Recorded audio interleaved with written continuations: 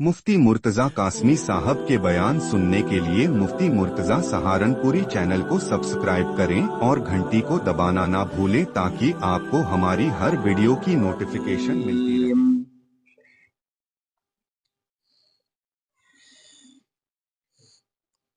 أم أنزلنا عليهم سلطانا فهو يتكلم بما كانوا به يشركون وإذا أذقنا الناس رحمة فرحوا بها وإن تصبهم سيئة بما قدمت أيديهم إذا هم يقنطون أولم يروا أن الله يبسط الرزق لمن يشاء ويقدر إن في ذلك لآيات لقوم يؤمنون فآت ذا القربى حقه والمسكين وابن السبيل ذلك خير للذين يريدون وجه الله وأولئك هم المفلحون صدق الله ومولانا العلي العظيم وصدق رسوله النبي الكريم ونحن على ذلك لمن الشاهدين والشاكرين والحمد لله رب العالمين بسم اللہ الرحمن الرحیم۔ شروع اللہ کے نام سے جو بڑا مہربان نہایت ہی رحم کرنے والا ہے۔ یا ہم نے اتار دی ان پر کوئی دلیل کہ وہ بتاتی ہے اس کو جو انہوں نے اس کے ساتھ شریک بنا رکھے ہیں، اور جب ہم لوگوں کو اپنی رحمت کا مزہ چکھا دیتے ہیں تو وہ اس پر خوش ہونے لگتے ہیں، اور اگر ان کو کوئی مصیبت کوئی برائی پہنچتی ہے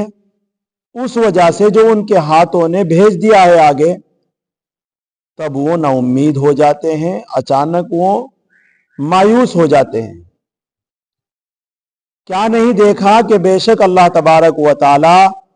رزق کو کشادہ کر دیتے ہیں، پھیلا دیتے ہیں اس کے لیے جس کے لیے چاہے، اور معاف کر دیتے ہیں جس کے لیے چاہے۔ بے شک اس بات میں نشانیاں ہیں ایسے لوگوں کے لیے جو یقین رکھتے ہیں۔ پس دو تم رشتہ داروں کو اس کا حق، اور مسکینوں کو اور مسافروں کو۔ یہ بہتر ہے ان لوگوں کے لیے جو اللہ تبارک و تعالی کا منہ چاہتے ہیں، اور یہی لوگ ہیں جو فلاح پانے والے ہیں، کامیابی پانے والے ہیں۔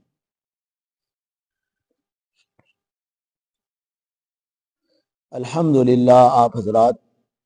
سورہ روم کی آیت نمبر 35 ہیں، اور آیت نمبر 35 سے آیت نمبر 38 تک یہ چند آیات آپ حضرات کے سامنے تلاوت ہے۔ ان آیتوں سے پہلے آپ حضرات نے جو قرآن کا پیغام اور درس سنا تھا وہ اس بارے میں سنا تھا کہ ایمان کے مضبوط ہونے کی نشانی، ایمان ایک خیالی چیز ہوتی ہے، وہ کسی کو دکھائی نہیں دیتی ہے کہ ایمان اس کے اندر ہے یا نہیں ہے۔ اس کو ظاہر کرنے والی نشانیاں 3 بتائی تھی۔ ایک تو اللہ کا خوف اس کے دل میں آ جاتا ہے، دوسرے وہ 5 وقت کی پابندی کے ساتھ نماز پڑھنے لگتا ہے، اور تیسرے وہ شرک سے نفرت کرنے لگتا ہے۔ یہ 3 علامتیں ایمان یعنی جو خیال آپ کے دلوں میں جمع ہوا ہے کہ اللہ ایک ہے، اس کی مضبوطی کے لیے اور اس کا پتہ لگانے کے لیے، ظاہر اس کی نشانی بتانے کے لیے یہ 3 کام بتائے تھے۔ اور آج ان 3 کاموں میں ہی ہم کمزور ہیں۔ جب خیال کمزور ہے اللہ کے بارے میں تو پھر نہ اللہ کا خوف صحیح طریقے سے ہمارے دلوں میں ہے، اور نہ ہی نماز پابندی کے ساتھ پڑھی جاتی ہے، اور نہ ہی شرک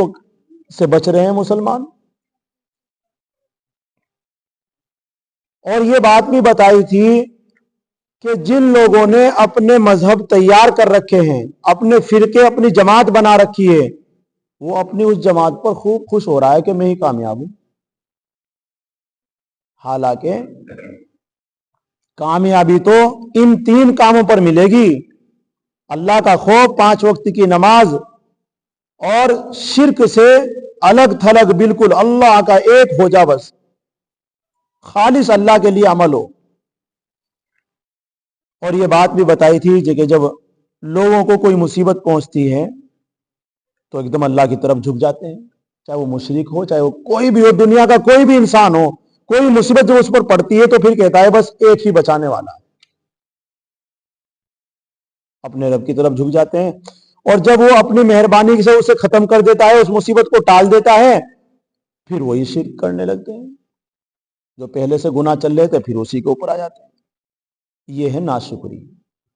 کہ آدمی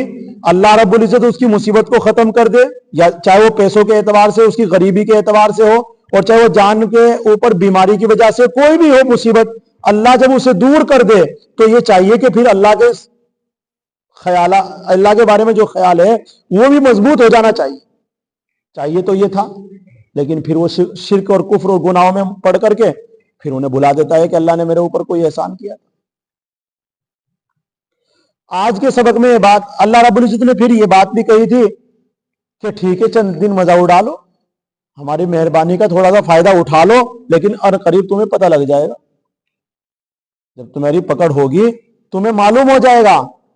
کہ اس مصیبت کے پیچھے بھی تمہاری امتحان تھا، اور اس مصیبت کو ٹال کر بھی تمہارا امتحان لیا گیا، تو اس امتحان میں کامیاب نہیں ہوئے۔ آج کے سبق میں یہ بات ارشاد فرمائی، ام انزلنا علیہم سلطانا فہو یتکلمون، یعنی ان مشرکین نے جو شرک کر رہے ہیں، اللہ کے ساتھ دوسروں کو معبود مان رہے ہیں، اللہ کے اختیارات میں غیر اللہ کو بھی مختار مان رہے ہیں، تو ایسی صورت میں اللہ ایک بتانا چاہتے ہیں کہ کوئی ہم نے دلیل اتاری ان کے پاس، یعنی ان کی کسی کتاب میں یا ہماری کسی کتاب میں یہ بات لکھی ہوئی ہے جو ہم نے اتاری ہے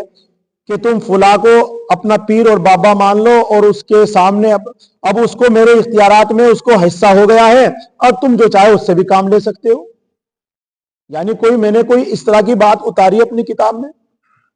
یا تمہارے کسی کتاب میں یہ بات لکھی ہوئی ہو کہ اللہ رب العزت نے کہا کہ فلاں بھی تو اللہ والا ہے، اس سے بھی تم مانگ سکتے ہو، یہ بات کہیں بھی لکھی ہوئی نہیں، نہ اس کی کوئی دلیل ہے، نہ یہ بات کہیں ملتی ہے۔ اس کو قرآن کریم نے یہاں پر فرمایا ام انزلنا، ام جو ہے یہ کلام کے درمیان میں لایا جاتا ہے عربی میں، یعنی اس سے پہلے حمزہ استفہام ہوتا ہے کہ کیا اللہ رب العزت نے کوئی دلیل اتاری ہے، یا ہم نے کوئی اتاری ہے دلیل ان پر، فہو یتکلمون، کہ وہ بتلاتی ہے، وہ بول کر بتاتی ہے،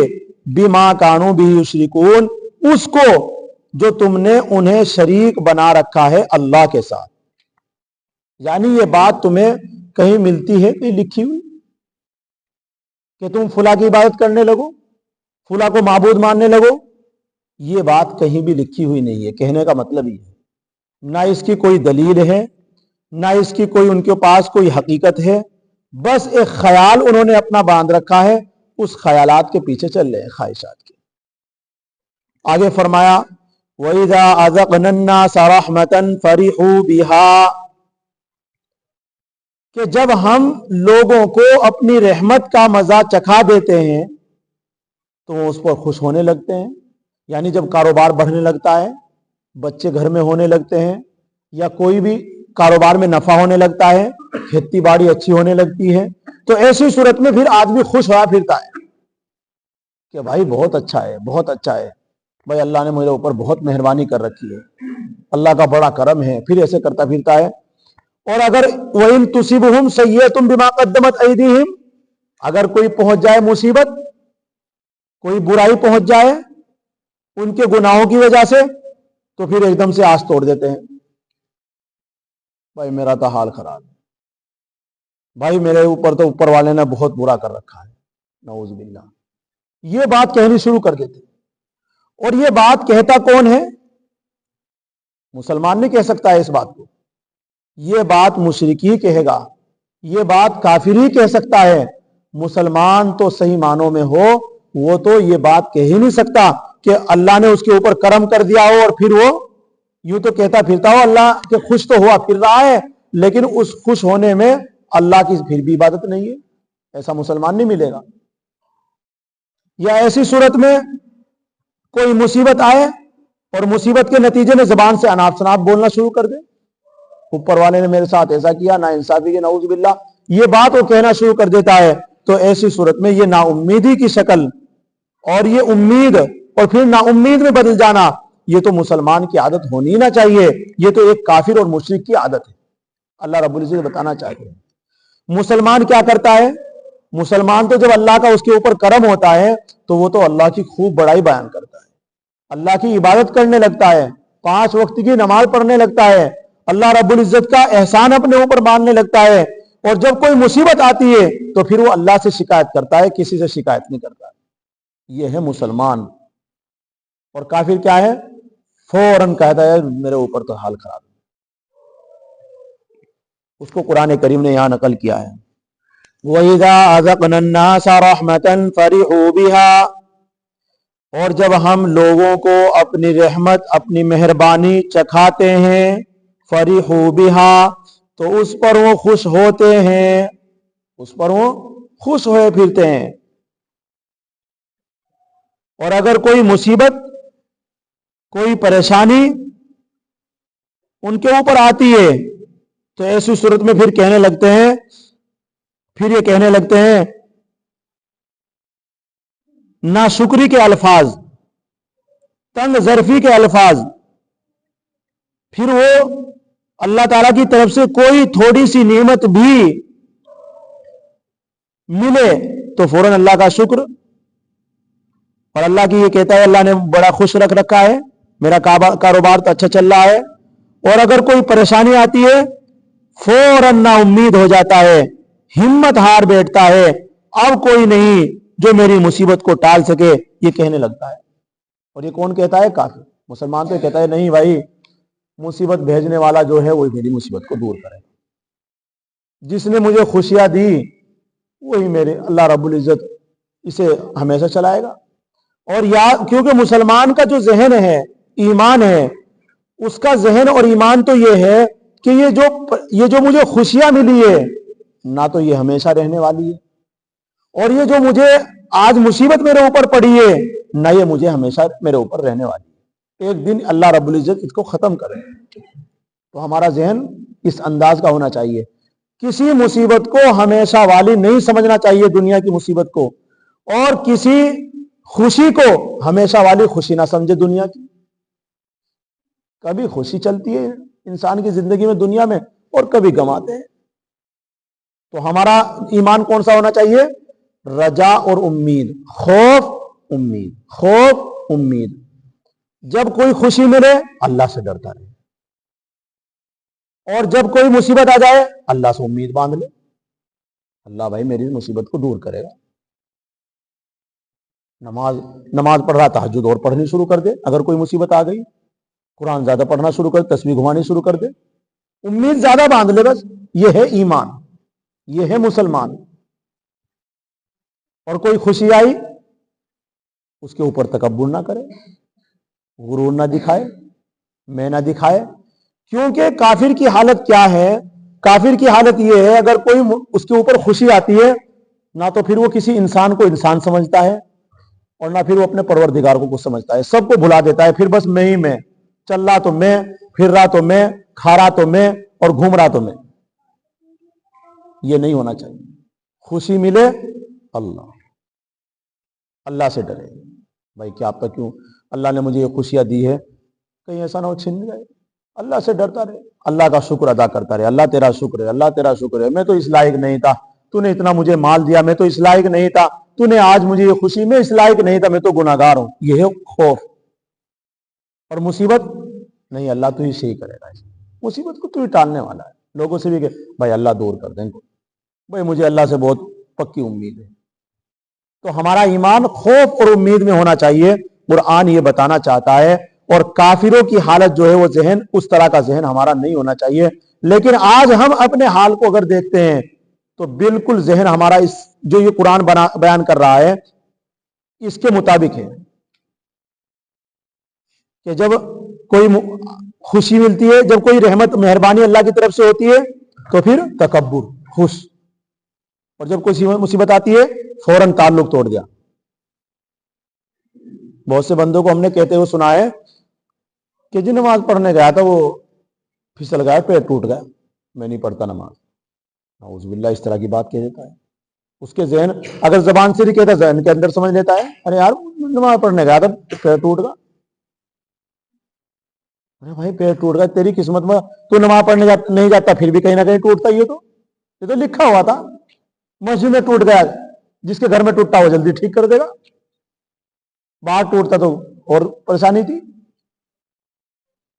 آج یہی ہے نا, یہ نہیں ہونا چاہیے. اللہ رب العزت سے پھر بھی امید نہیں, میں تو نماز پڑھنے آیا, پھر پڑھوں گا, میں نہیں مسجد میں جا رہا گھر پڑھوں گا. بھائی جس کام کے اوپر اب میں اتر گیا, میں نہیں ہٹنے والا ہے. تو